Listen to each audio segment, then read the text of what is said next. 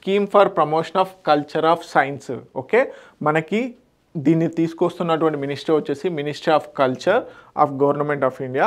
Okay, nodal ఏజెన్సీగా national council of science museums ఎవరైతే ఉన్నారో national council of science museum.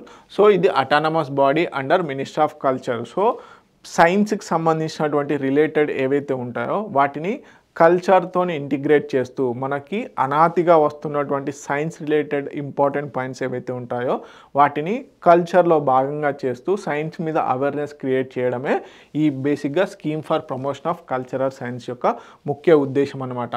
So దీంట్లో భాగంగా ఏంటి, సైంటిఫిక్ టెంపర్ని బిల్డ్ చేయడము, అంటే సైన్స్ మీద అవగాహన తీసుకురావడము, అవేర్నెస్ క్రియేట్ చేయడము, ఇన్ఫార్మల్ సైన్స్ ఎడ్యుకేషన్ని బేసిక్గా ఫార్మల్గా తీర్చిదిద్దడం కోసం అని చెప్పేసి ఈ స్కీమ్ని తీసుకొస్తున్నారన్నమాట. దీంట్లో భాగంగా మనకి సైన్స్ సిటీస్ని ఎస్టాబ్లిష్ చేయబోతున్నారు, అదేవిధంగా సైన్స్ సెంటర్స్ని ఎస్టాబ్లిష్ చేయబోతున్నారు. 27 సెటప్ టిల్ మిడ్ 2025 కల్లా 27 సైన్స్ సెంటర్స్ని కూడా ఎస్టాబ్లిష్ చేయడం జరిగింది. ఇన్నోవేషన్ హబ్స్ని, డిజిటల్ ప్లానటోరియంస్ని కూడా దీంట్లో భాగంగా బిల్డ్ చేయబోతున్నారు.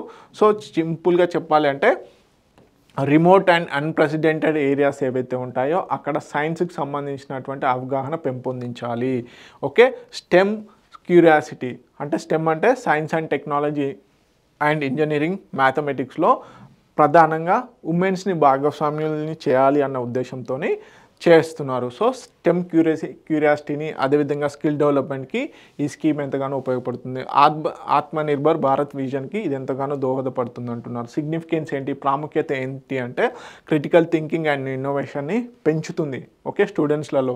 అదేవిధంగా bridges science accessibility gap. Okay, మనకి ఏదైతే సైన్స్ యాక్సెసిబిలిటీ గ్యాప్స్ ఏవైతే ఉంటాయో వాటిని బ్రిడ్జ్ చేయడానికి ఈ స్కీమ్ ఎంతగానో ఉపయోగపడుతుందని చెప్తున్నారు. ఓకే, తెలుగు మీడియం అభ్యర్థులు ఎవరైతే ఉన్నారో ప్లీజ్ నోట్ ఇట్ డౌన్.